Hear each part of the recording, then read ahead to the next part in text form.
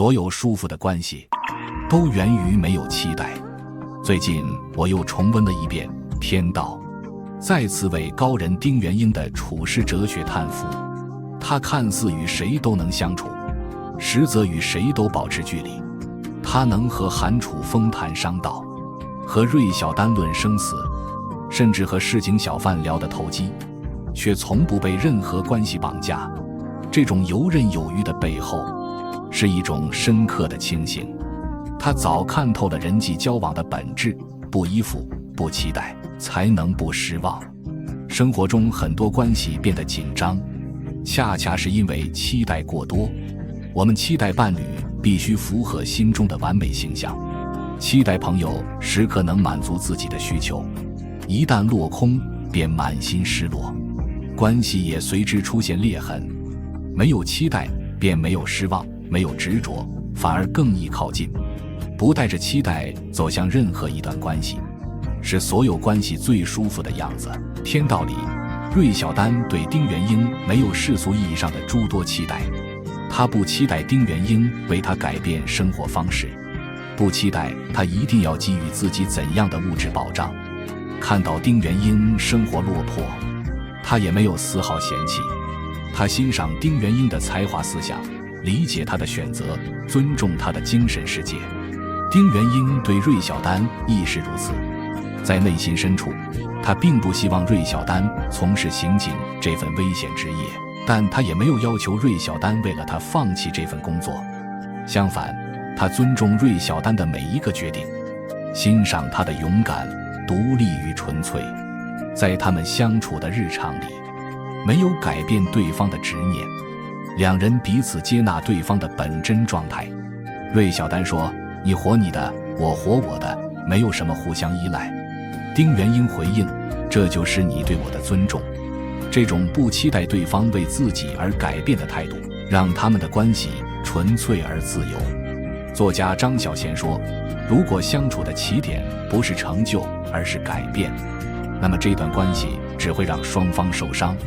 朋友也好，亲人也罢，关系再近，也不能打着为你好的名义去强行改变别人。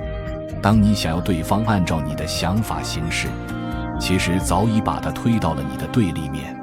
我不改变你，也不因你而改变，我们互相依靠，却不捆绑，各自安好，互不打扰。唯有如此，才能相处舒服，久处不厌。你可以要求自己对别人好，但不要期待别人回报。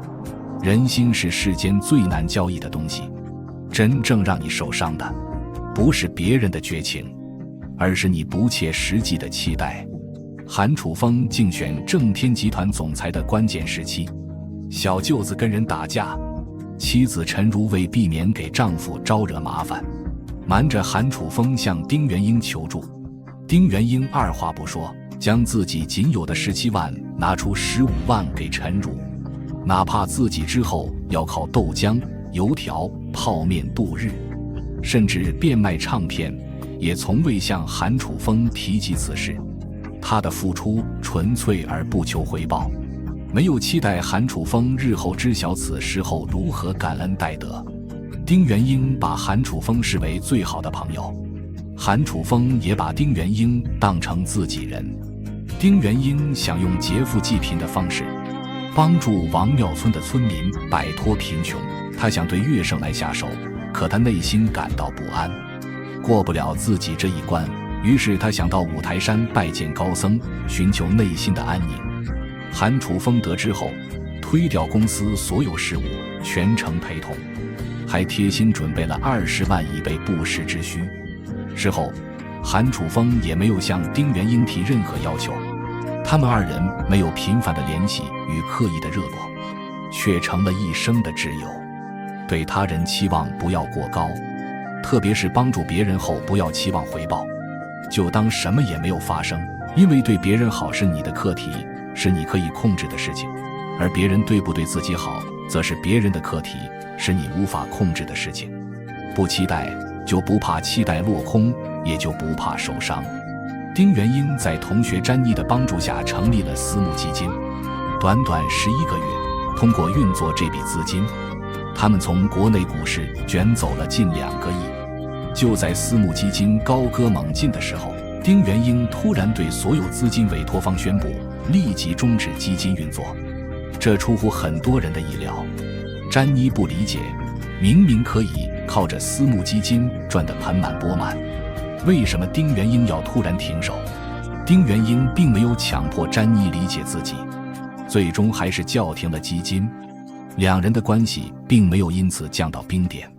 詹妮主动帮助丁元英解散了私募基金，让他安心回国隐居。天道里，丁元英的行事风格从来不需要别人的理解。这样的时刻有很多。芮小丹遇害后，芮小丹的同事、亲人和朋友都无法理解他为何选择了不阻止。父亲身患重病后，丁元英坚持要拔罐子，家人都对他的冷血无法理解。丁元英从来不需要依赖他人的认可来定义自己的价值。很认同一个观点，当我们期待别人的理解的时候，实际上我们期待的是别人的认知和我们的认知相匹配，这几乎是不可能的一件事，但我们经常意识不到，从而因为他人的不理解陷入巨大的痛苦之中。任何人活在这个世界上都不可能真正得到别人的理解，即便是你的亲人也不可能100%理解你。有人理解，是我知性；无人理解，淡定独行。鲁豫曾说，不管是谁，都会有一段异常艰难的时光，那是一条漫长、黑暗、冰冷、令人绝望的隧道。丁元英也不例外。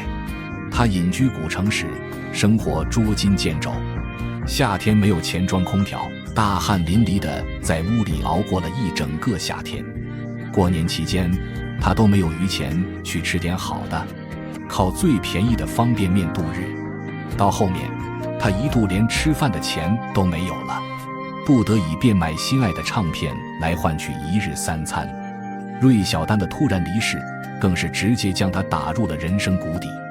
他在房间吐血，把《天国的女儿》循环播放了117遍，却拒绝向任何人倾诉痛苦。他就这般一天天地撑着，独自熬过了那段最黑暗、最痛苦的时期。丁元英不是没有朋友，像韩楚风、欧阳雪、萧亚文，都是他能信得过的挚友。可面对人生的低潮，他没有向任何人暴露自己的伤口，更没有期待任何人的救赎。他说，别太把自己当回事，不要想着等待别人帮你，也不要依靠别人帮你，更不要想着向人索求东西。他不想让朋友们为难，所以自始至终，他都和韩楚风、欧阳雪、萧亚文保持着极好的关系。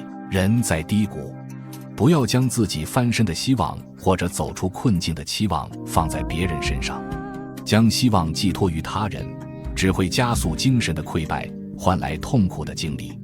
这个世界上能拯救你的，也许是钱，也许是一本书，也许是你自己，但绝不是除了你之外的任何人。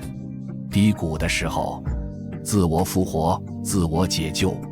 有人总结说，丁元英的思想杂糅了道家的无为，无为不争，不刻意强求关系的发展，而是顺应规律。